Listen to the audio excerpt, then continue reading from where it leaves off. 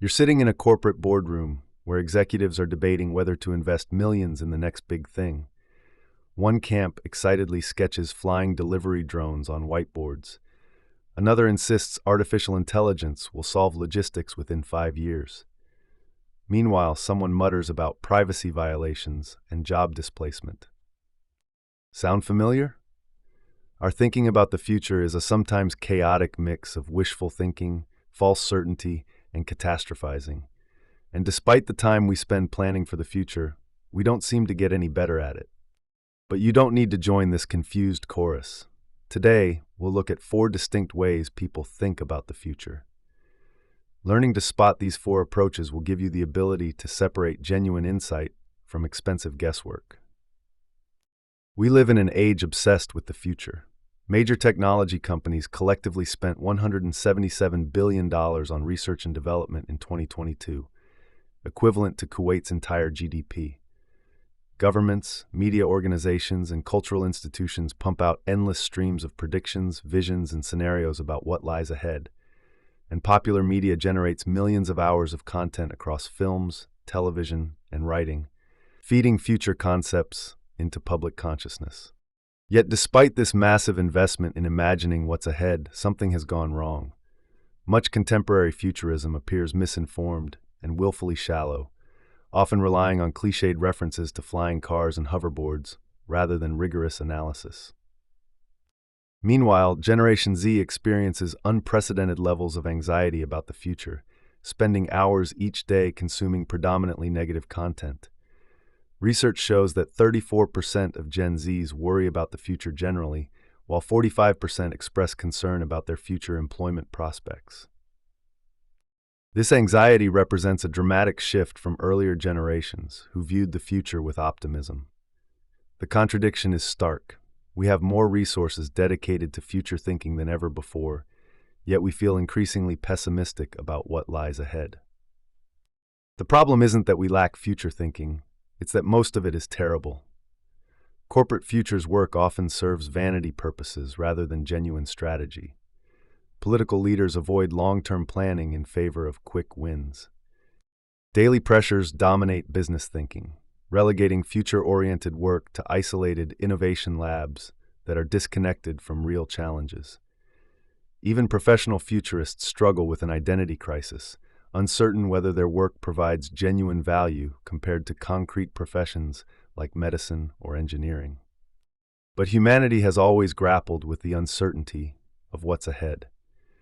From Neolithic communities planning for winter harvests to medieval societies interpreting plagues, we've consistently sought to understand and influence what lies beyond the present moment. The future will arrive regardless of whether we engage thoughtfully with it or not. But can we radically improve how we think about tomorrow? For the rest of this summary, we'll look at 4 distinct mindsets that characterize future-oriented thinking, each with particular strengths, blind spots, and inevitable shortcomings that shape our view of the future. These mindsets are could, shouldn't, might, and don't. Let's look at each in turn. In 1958, Arthur Radebaugh's comic strip promised American families that by 1980 they'd commute to work in personal helicopters and receive mail via jetpack. Nearly half a century past that deadline, we're still waiting, yet somehow still making the same kinds of predictions. Could futurism represents the most visible and dominant form of future thinking in Western society today? Could futurism is a dopamine hit of possibility? This is the realm of breathless speculation about what technology might deliver, the territory of TED Talks and tech journalism, of podcast hosts who speak excitedly about the coming revolution. Yet for all its claims to limitless imagination, could futurism reveals itself as somewhat limited, both conceptually and visually. It often sticks to the same imagery and concepts, with standard visual elements including cybernetic humans, humanoid robots, flying cars, and transparent interfaces, motifs that have remained largely unchanged since the early 20th century. This aesthetic conservatism points to something deeper. Could futurism operates through an essentially technocratic worldview? It's about solving problems through science and technology. It's the intellectual descendant of those grand public exhibitions that once promised to reveal tomorrow's secrets to paying crowds. Take the 1939 New York World's Fair, where General Motors constructed its Futurama Pavilion, a cathedral to automotive progress. Each day, thousands of visitors glided on moving benches above an enormous diorama of future America, every highway and intersection lovingly detailed. This was spectacle as prophecy, corporate vision disguised as inevitable destiny. Today, science fiction drives Hollywood. Many of the highest-grossing films belong to the genre. The publishing industry earns over $500 million annually from speculative fiction, while streaming platforms have democratized access to serialized science fiction content. This represents more than entertainment. It constitutes a massive influence on our collective imagination, subtly but persistently shaping public understanding of what technology can and should accomplish. Could futurism does have its virtues. It makes complex technologies visible, helping them become comprehensible to non-specialist audiences. It maintains cultural optimism about human ingenuity and provides a shared vocabulary for discussing technological possibilities. Most practically, it can mobilize public support for ambitious, long-term projects that require sustained investment and coordination. But its intellectual limitations prove equally significant. Could futurism often makes bold proclamations that don't hold up, and it systematically avoids discussing the messy intermediate stages of technological development, preferring to present fully mature, seamlessly adopted innovations rather than the gradual, uneven, chaotic processes by which the future comes to us. We might reasonably ask whether public exhibitions promising to unveil tomorrow represent genuine intellectual engagement or merely cater to our appetite for familiar fantasies. Perhaps it's time to demand more from our crystal balls. What's the difference between could and should? While could futurists speculate about technological possibilities, should futurists operate with absolute certainty about how tomorrow ought to unfold? Take Elon Musk's declarations about Mars colonization, or tech executives proclaiming that artificial intelligence will solve poverty. These aren't tentative predictions, but emphatic blueprints for humanity's future.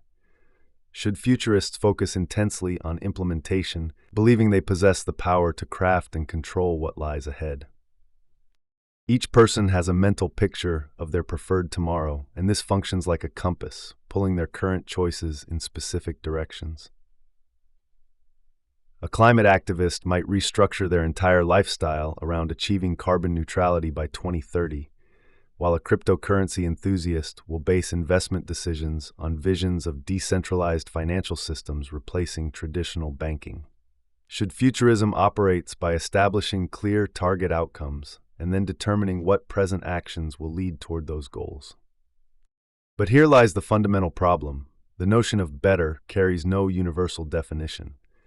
Our cultural influences and personal experiences determine what we consider better. Different groups define progress in contradictory ways. For example, some prioritize environmental protection while others focus on economic expansion. Historical examples demonstrate how purported progress has justified both humanitarian efforts and horrific acts like genocide. Should futurism find its foundation in ideology? Antoine de Staël created the term ideology in 1796 during the French Revolution, and every ideology contains dual elements: a framework for interpreting reality and a blueprint for action. Ideologies function as future-shaping instruments designed to achieve preferred outcomes by transforming present circumstances. The appeal of should futurism lies in its promise of certainty. Confident assertions about the future provide psychological comfort by reducing the overwhelming nature of unknown possibilities. The human mind seeks patterns and connections, making us susceptible to accepting predictions that may lack solid foundations. Throughout history, humans have used diverse methods to glimpse the future, from examining animal entrails to interpreting star patterns. Modern society maintains similar practices through astrology, which generated a $12.8 billion global market in 2021.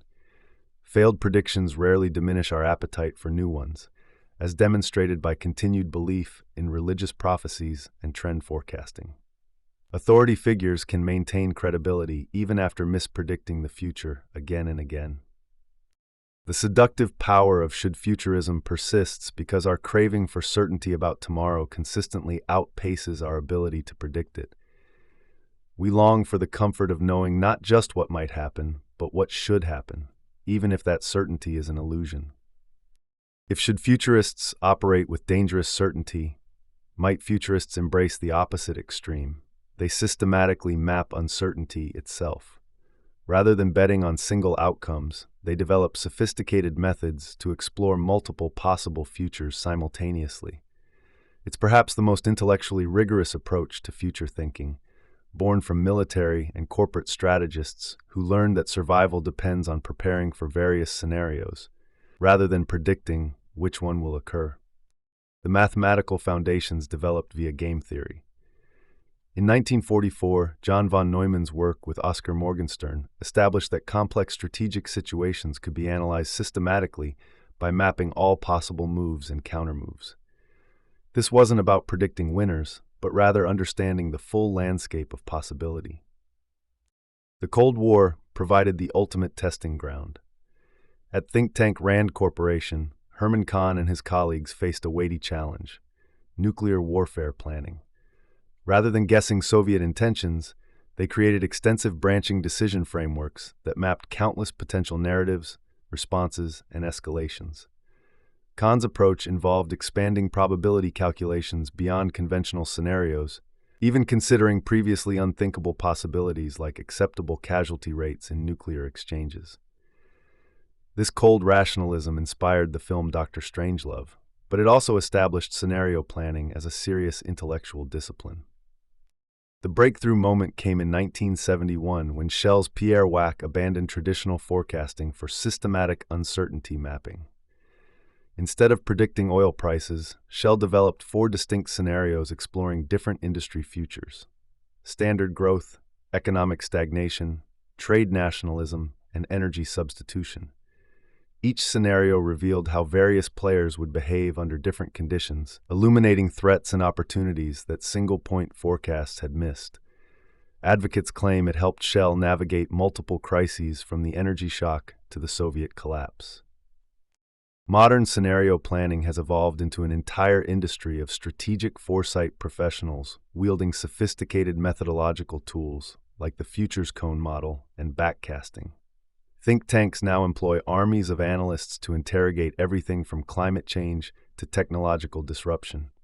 The scientific rigor is impressive, but it has its limitations. Information quality is a core problem.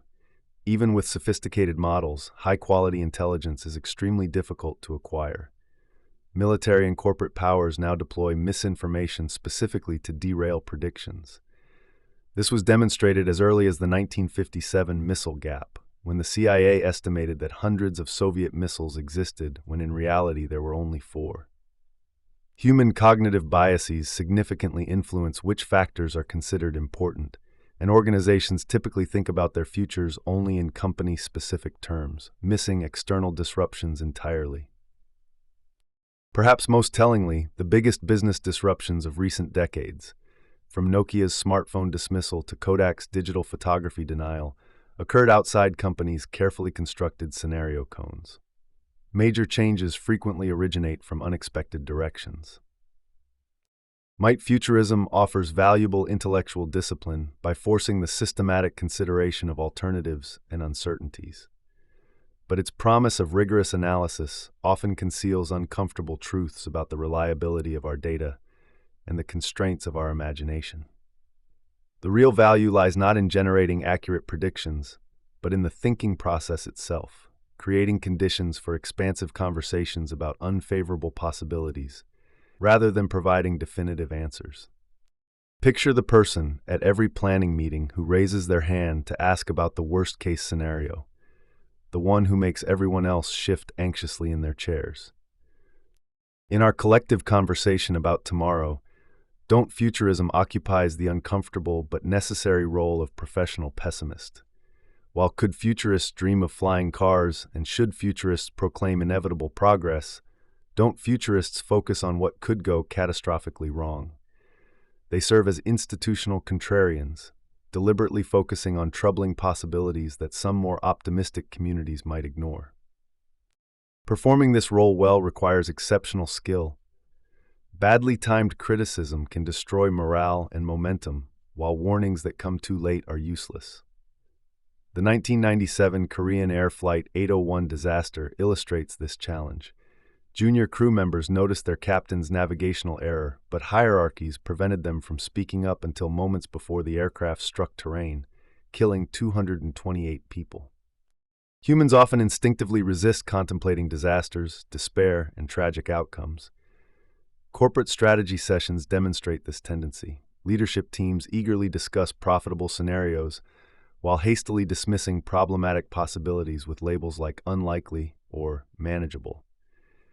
Yet, intelligent organizations regularly examine how current success might deteriorate, preparing for potential downturns through systematic worst-case analysis. Fear has shaped human future thinking since civilization's earliest stories. Religious traditions across cultures employ terrifying depictions of the afterlife to regulate our behavior. Egyptian burning lakes, Sumerian dust-eating souls, Greek Tartarus, and various versions of hell. Even childhood development relies on cautionary tales. Warning stories help children imagine dangerous outcomes they can't yet comprehend through experience.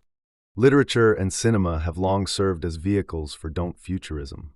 Mary Shelley's 1815 Frankenstein was hardly a celebration of scientific progress.